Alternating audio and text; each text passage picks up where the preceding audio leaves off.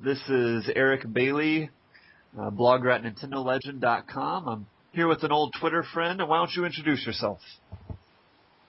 Okay. Hello, everybody. I'm Guilherme Taborda. Yes, I know I have a weird name because I'm Brazilian. I'm quite young for being a retro gamer, but I always love the old stuff. I have I have a growing collection of old video games, and I am currently looking for an NES, which is surprisingly rare here. Excellent. You said you're kind of young for a retro gamer. Do you mind me asking how old you are? Yes, I am 13 years old. Excellent. So it's really cool for someone like me. I'm in my 20s, and some people say even I am really young to be a retro gamer. So it's always fun for me to talk to a teenager who has an interest in old games. That's really cool. Okay, well, what's your favorite old game, eh? It's, as I'm sure you know, it's always really tough to name one particular favorite, but I know my number one favorite is actually a game called Star Tropics on NES. Are you familiar with Star Tropics? Oh, Star Tropic. I've heard of it and I played a bit because it's a bit hard to emulate in NES emulators, but boy, it's fantastic. Something interesting is that the game was developed by the Japanese division in Nintendo, but was never released in Japan. It was developed by the same division who made Punch-Out! Exactly, and Japan never got to see it, and I mean, I don't mean to sound selfish, but I'm certainly glad I got to, because it was a great game for me to experience as a child, and certainly a lot of sentimental value for me, so I'm glad you can appreciate it as well. But tell me, how about you? Do you have any favorites on the NES or other systems that you'd like to talk about? Well, I am seriously nostalgic for Nintendo's GameCube. I know it was a general failure, but it was my first home video game console, and because of that, I have a big nostalgia for any game released for it, especially Super Mario Sunshine, which my younger brother absolutely destroyed in a wacky accident, Oh, and no. I'm looking to purchase again. Well, that's cool. I used to have a GameCube. I actually don't have one anymore, but I still have my Wii, so I can play my GameCube games on there. And I think both of us, me and you, both like Paper Mario, the 10,000 Year Door. Yeah, Paper Mario Thousand Year is absolutely amazing. It's definitely the best part of Paper Mario series.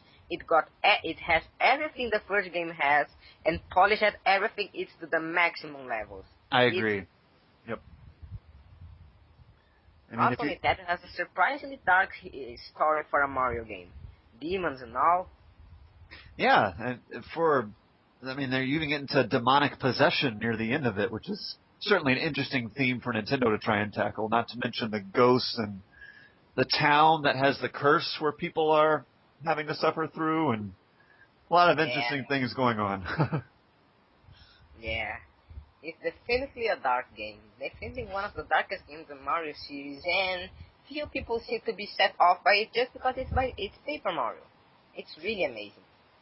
It's true. Definitely a great game. And if you like the GameCube, I have to ask, there's a couple Legend of Zelda games, Wind Waker and Twilight Princess. What's your preference? Which one do you like more? I actually never really played any of them. I played the Wii version of Twilight Princess, but but back then I was really just starting at being a big fan of video games and playing them for beating them, right? And then I didn't experience much the game, but I seriously want Wind Waker. It's a great game. I won't spoil anything for you, but I've played a lot of the Zelda games, most of them, and it's probably in my top 3 favorites. Definitely a great game. The recent announcement of the high definition remake of Wind Waker for the Wii U, which I currently have, just made me even more excited to play the original game. Well, I'm excited for you. For a first experience, whether you do it in the original graphics or high definition, either way is going to be a blast. Yeah. Something I like about Nintendo's remakes is that they aren't just remakes covered up of game with new graphics and sound and yada yada yada. They usually have something new, something that completely twists the game. Yeah, I agree. I think they've had a legacy of doing great remakes and adding bonus features, even as far back for Zelda games with Link's Awakening DX on Game Boy Color. I mean, with Zelda games, they tend to add entire new quest modes or even dungeons. So I think you're right. Nintendo, of all companies, definitely knows how to do a remake well. Yeah. Another good remake of, another excellent Nintendo remake is another game I'm seriously nostalgic for, Super Mario Advance 4 for the Game Boy Advance, which is a remake of Super Mario Bros. 3. It has the Road E in it, it's saying that you could read Nintendo's e-reader cards, so you could add one new levels that included never before seen gimmicks and items, including Yoshi eggs, feathers from Super Mario Road. Too bad the e-reader just made success only in Japan. It was never released in Europe. Yeah, I'm somewhat familiar with Super Mario Advance 4, but it's true. I'm trying to imagine Super Mario Bros. 3, but with additional items and levels. It's almost mind-blowing how fun that would be. Yeah, it's fantastic. You should play it, and you build, and with the e-reader, you build a new road with only the stage you want via the road E. Wow, very cool. You scan certain cards concerning the center stage and place them on the map, making creating your own road. Okay. I can always dig a little customization. I always like being able to craft my own experience whenever possible. Yeah, but setting up the e-reader is darn complex. You have to plug it on two Game Boy Advance at the same time, or on a GameCube and a Game Boy Advance. Hmm. Yeah, I don't even have any friends with Game Boy Advances, I don't think, which is kind of sad. Yeah, I also don't have many friends with a Game Boy Advance, and I always wanted to play multiplayer stuff with them, especially the version of Super Mario Bros. That was Mario Bros. That was included in Mario Luigi Superstar Saga and the Super Mario Advance game, which I heard has some amazing, fantastic, very cool additions for the multiplayer mode only. Yeah, I always kind of feel bittersweet about that when they include the exclusive multiplayer options because for people like us who are passionate about certain games or certain Nintendo games or certain systems, if you don't have any friends who are into the same systems, you never get to experience those exclusive multiplayer bonuses. Yeah. Nintendo, I think, is the absolute master of multiplayer gaming. The Game Boy games, Pokemon, Hmm. and now recently, the new Super Mario Bros. Series.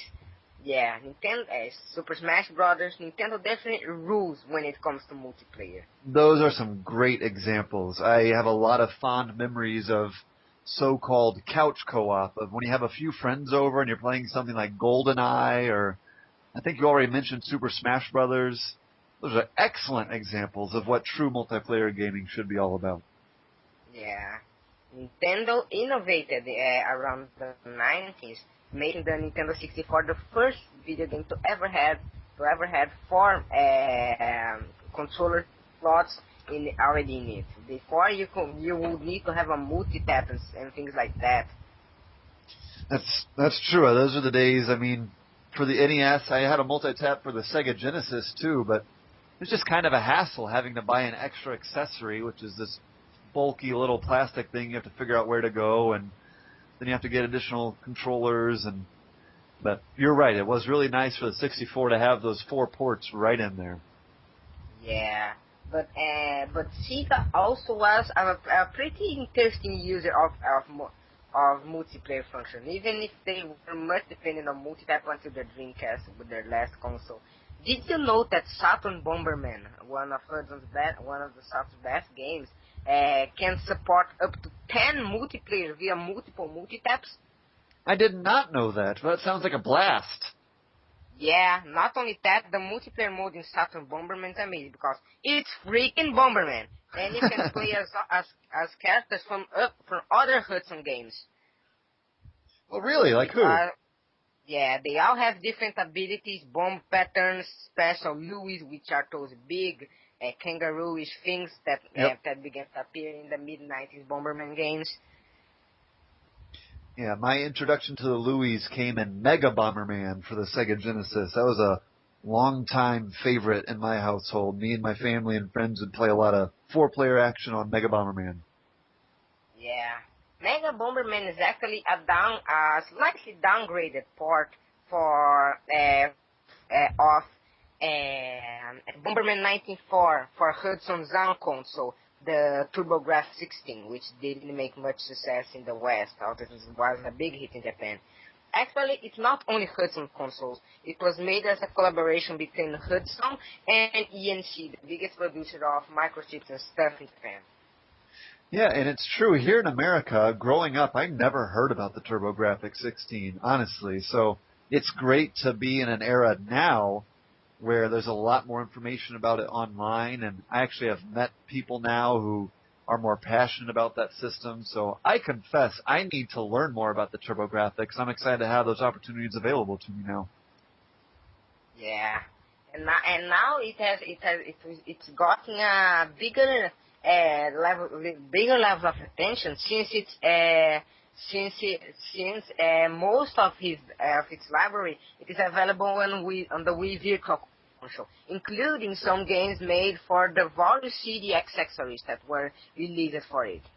Actually, there was only one CD accessory released, but some games only would work with special update cards that you put in the console, since it didn't run on cartridges, but cards, thin cards, like almost credit card-like, that you put in the console. Yeah, I've read about it a little bit. The website racketboy.com has a guide to all those accessories and different versions, and it's always amazing to me, back in that like 1990s era, how many companies thought that a great strategy was to have as many peripherals and different versions of a console as possible.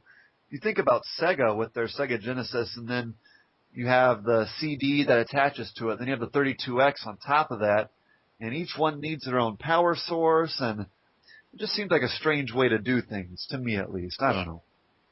The PC Engine, how the TurboGrafx 16 is called in Japan, and I prefer to call it this way. It has a billion versions. It has many versions that change some hardware specs, add more layers or add more graphic layers, get the CD add-on built-in. There's many different versions. Yep, seems like that was the way to go back then. Everyone was trying to do a CD add-on. I know Nintendo obviously was working on it after Super Nintendo, but I'm sure you know the story of how they ended up kind of losing that functionality to Sony, and Sony took it and made their own machine, the PlayStation, and the rest is history. Yeah. Nintendo already have a previous relationship with Sony. Did you know that the Super Nintendo sound chip is made by Sony? It uses the SPC technology, and it's the Sony SPC 700. Nice. And I'm not sure I knew that. I may have heard that before, but no, it doesn't sound familiar. But they're certainly not best of friends now. Yeah, I have my Super Nintendo right to my side, actually. What a coincidence. Well, what's your favorite Super Nintendo game? I don't know. I am currently building up my collection. Most of the cards I find around here are pirates, but I am recently liking a lot Mega Man X, especially since now I have myself and I can record my passwords there, because before I didn't like the Mega Man games just because the password. I can't remember the passwords. Yeah, well, you can't go wrong with Mega Man X games. Those are an excellent choice. So, good luck finding more Super Nintendo games, though. Yeah, but I also like, I'm looking for Konami's games, especially X-Play. Ever heard of it? Yes, Axelay is always how I pronounced it here, but that's a shoot 'em up, isn't it? Yeah, X-Play, Super Castlevania 4. Yep. And I seriously think the better version of Contra of that era was the Genesis version, Hard Corps. It's absolutely fantastic. Have you ever played it? Yes, that's the one. I forget his name, but you can control like the wolf guy with the gun arm. Yeah, and you Yes. could glitch up one of his buttons, so it was the best character to play as. I really never got this glitch actually, but I like it because of the plot, how it pushes the Genesis to its limit, and Yep. how it's surprisingly complex for Genesis for a Contra game. That's true. I think there were, if I remember correctly, you can correct me if I'm wrong, but there were certain places in the game where it would actually make the player make a choice. Like you could Yeah, say there are yes or multiple no. paths. Yeah, Yeah. there are multiple pathways, and you can get, I think, up to 6 or 7 endings. Yeah, that was definitely unprecedented for a Contra game, so that deserves its due props in the Contra canon or its history. Yeah, not only that, you can find a robotic Afro-wearing, fish-throwing, candle-breaking version of Simon Belmont as a secret boss. Can't go wrong with that either. Yeah, and that leads to one of the most nonsensical endings in video game history. It's the top secret boss you find right at stage 3, and you get an ending beating it, and another 2 bosses that pop up after it. I'll have to check that out, but I think my favorite Contra game will always be the original. Yeah, yeah. I've heard. I've never really played the arcade version of Contra, but I've really heard that the ENS version is constantly better, mostly because of the graphics. I've saw some images the arcade version of Contra, and it's so grayish, so dull, Yeah, I think it's not pretty. yeah. I think the ENS version is better, but something the arcade version and some other home ports of Contra had is that the ENS doesn't have is that the maze levels, the 3D maze levels have multiple pathways and a mini-map, but it often leads to dead ends. So it's a bit confusing if you play it. Yeah, and even there were some regional differences for Contra on the NES. I know in Europe it was called Probotector, and it all involved robots because you couldn't have the on-screen depictions of human-on-human murder in, I think it was Germany where the law was. Yeah, it was Germany, but and Nintendo of Europe or Metal, which was Nintendo's publishers at a certain part of the NES lifetime, that had to change it then since they didn't take care only of Germany. Only Germany had this law, but they changed it to whole Europe. Exactly. And these robots to Protector actually become secret playable characters on Contra 4 for the DS, which has homages and secret characters from almost all of the series games. Yep, and then you had the Famicom version of Contra in Japan, which had additional animations in the backgrounds of the levels, in addition to having cutscenes as well, and a completely different introduction to the game. Yeah, it's one of the first games to use Konami's VRC family of special mapper chips for the Famicom, which increased graphic memory, and in later versions, the VRC 6 and 7, they improved the Famicom sound system. Yeah. It's because Nintendo had a law back then to prevent another big video game crash like the one that happened in the Atari, that no company other than Nintendo themselves could produce mapper chips for ENS cartridges. So many games had to be changed, and Nintendo themselves didn't put an expansion port under the ENS. So various peripherals for the Famicom, such as the Famicom Disk System, weren't released. Well, there you have it. And it's kind of funny, you think about how strict Nintendo was back then. I mean, they wanted to be the only company making cartridges for the NES, but as we all know, many companies were making unlicensed cartridges as well. Yeah. you mostly find the pirate cards being Japanese, since the American and European version of the ENS has the 10 ENS chip, which blocks pirate cartridge, but they managed to break it a long time ago. At the time of the ENS, many American and European pirate cards were released. Hmm. Yeah, and absolutely. You had Color Dreams with those funky blue cartridges and later black cartridges, and you had Comerica carts, and they were gold, and they actually had some great games too. So some interesting history there for the pirates and unlicensed developers of the world. Yeah. And I think Nintendo should really doom themselves a bit for not letting other mapper chips get made. They lost Konami's VRC6 family, Namco's later 163, which the mapper that most expands the ENS sound. It's absolutely amazing. Yeah. Nintendo, it's at the same time it's good because they managed to keep the console, the video game market alive, and managed to create a great bloodline. But at the same time, it doomed most of the ENS's library because they couldn't use mapper chips. Yeah, Nintendo has definitely made some interesting decisions over the years. I mean, even now with the Wii U, there's a lot of room to question them on why they named it that way, why they made it this way. But time and time again, I mean, with the Wii, a lot of people doubted motion gaming would become popular, but the system sold overwhelmingly well enough to answer any doubters on that question. Yeah.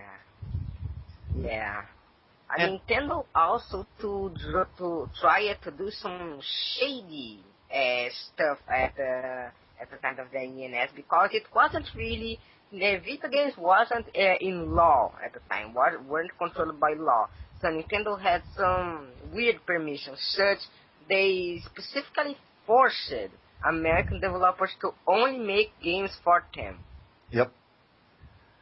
It's really odd. Although you can see many other Japanese developers making games for other consoles, such as Taito making games for Sega's Master System, or Konami making games for the MSX, which is the Japanese DOS, Microsoft Japanese computer, which is excellent. It's very popular here in Brazil, probably even more popular than the ENS, and it's fondly remembered due to its great games, especially those from Konami. Many of Konami's series or concepts that were later introduced in their series were introduced in the MSX titles. I know Metal Gear was one of them, wasn't it? Metal Gear, exactly. And Metal Gear, the MSX2 version of Contra also was the first one to have a health bar and multiple weapon storage. Nice. So yeah, the MS was important in Konami history, and I think not so much in Japanese history out of its release at Hideo Kojima to his high position. Well, I'd love to hear a little bit more about what is more common in Brazil. You were talking about for the Super Nintendo, you see mostly pirate cartridges there? Yeah, because Sega at the time of the Master System in Genesis made a deal with a toy producer around here named Tectoy for they to publish their games around here, their games and hardware around here. But Sega's contract was larger. It would also bring toys such as Sega Zillion light gun pistol for here, which is related part of the Metroid-esque game for the Master System and the Manini series. And they could also translate and modify games or hack them to be better suited for the Brazilian audience. Most notably, they completely translated most Sega's Phantasy Star series of role-playing games. Wow. That's impressive from anybody. Yeah, but Nintendo didn't try to do much. the Master System and the Genesis in general were released pretty late in their lifetime here in Brazil, because they didn't make much success in the USA. But the ENS, various Brazilian companies, various Brazilian pirate companies and Chinese companies tried to bring their ENS hardware clones here. While they were in the heydays during in the US, which at the time in Brazil were the heyday of the Atari of the Atari 26,000,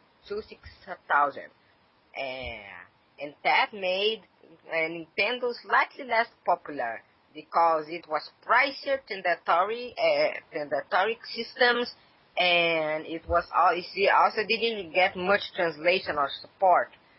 But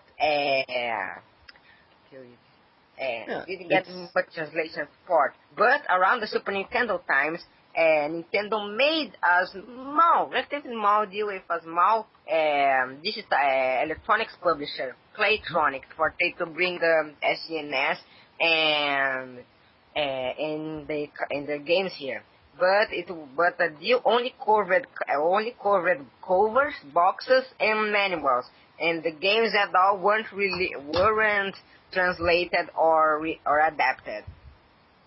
Interesting. I know even in Europe, among the English-speaking audience there, at the time of the NES, even though North America experienced the video game crash in the early 1980s, around 1983 obviously, in Europe they had their personal computer gaming, and it was still thriving. You had people playing the Commodore and Amiga and the ZX Spectrum, and so it's always fun for me to hear more about the regional differences in gaming choices for different periods of time.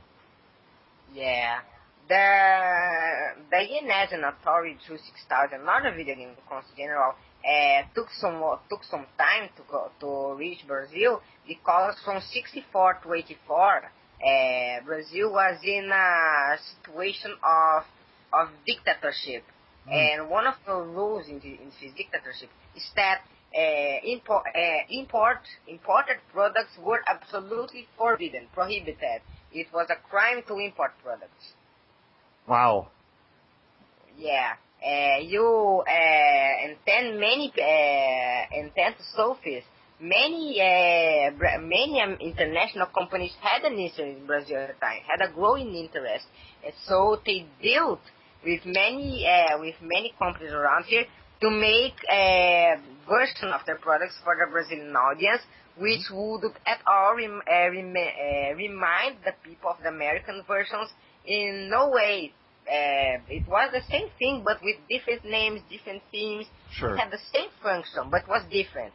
An example is Hasbro's. Hasbro's board games and other board games such as Monopoly, Clue, many a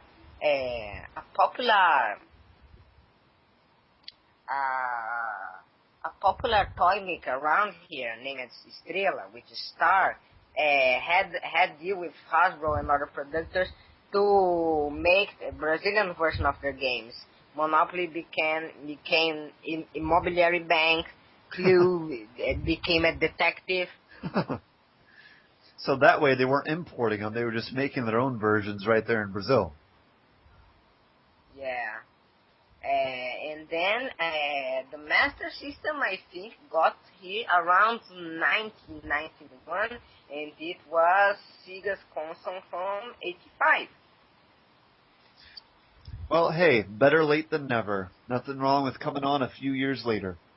I know for me, I'm still playing some video game consoles that came out 25 years ago, so I guess the release date didn't matter much for me. Yeah. The ENS, I think it was never brought officially here in Brazil. Out of there, many clones around here, and some are surprisingly good. Like Turbo Game, which has both the American and Japanese cartridge slots in it, and I think it even has the right sound hardware to support expansion chips and such.